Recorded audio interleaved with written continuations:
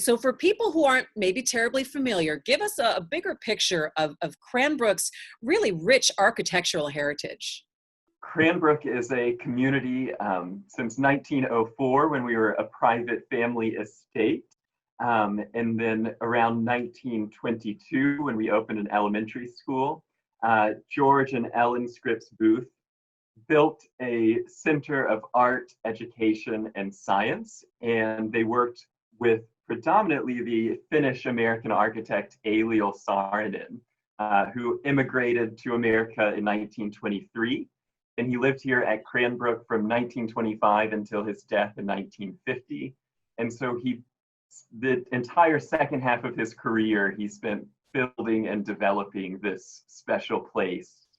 And Saarinen really considered it to be a total work of art.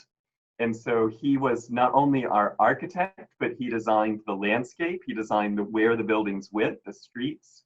He designed the interiors. He designed the furniture. He designed the teacups and the logo. He even designed the ties that the boys wore to dinner. And so part of my role with the Cranbrook Center for Collections and Research is preserving that legacy that the Booths and the Saarinens left, but then also educating the wider world about all that Cranbrook has to offer. Now, usually you would be giving walking tours, or you would be engaging with groups who would come in and be able to show them everything on the grounds. COVID-19 changed all of that. It did, and it changed it quite quickly.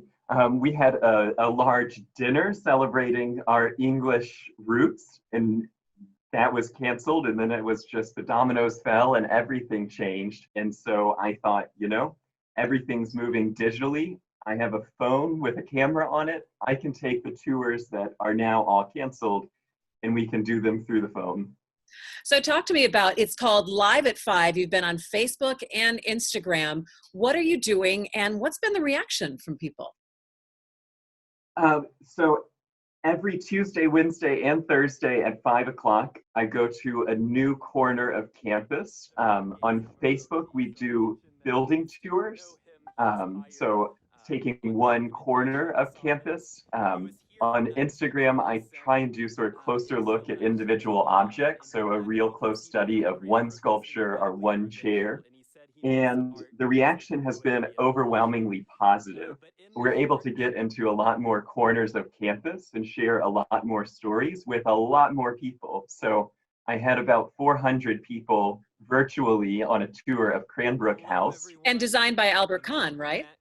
Yes, yep. So the Albert Kahn Cranbrook House, and then later in the 20th century, we have important buildings by New York architect Stephen Hull, Todd Williams and Billy Chin, Spanish architect Rafael Mineo. And those are all important projects that happened around the turn of the century that we really don't tour as much. And so I've been able to reach out to whole new corners of the architectural world who are interested in these lesser known parts of Cranbrook. What are some of the plans now as we start looking at opening up? Well, just yesterday, I was planning my Live at 5s through August. So I will continue doing them at least for a couple of more months. And we also at Cranbrook are taking health and wellness incredibly seriously. And so it's very unclear when both we as the staff and visitors will be comfortable standing in a group with 15 people, particularly when it comes to the 3 houses that we operate as house museums. It will be a minute before tours are resumed here at Cranbrook. All right, Kevin, go ahead and tell people again where they can find these virtual tours and when. Absolutely.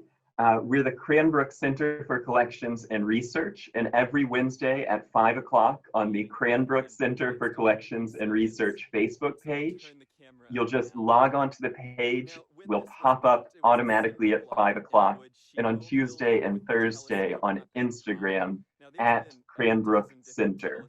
At the end of June, we'll be having a lecture live from London with Brendan Cormier, curator at the Victoria and Albert Museum, who will be talking about cars. So guests can see that on our Facebook page or our website as well.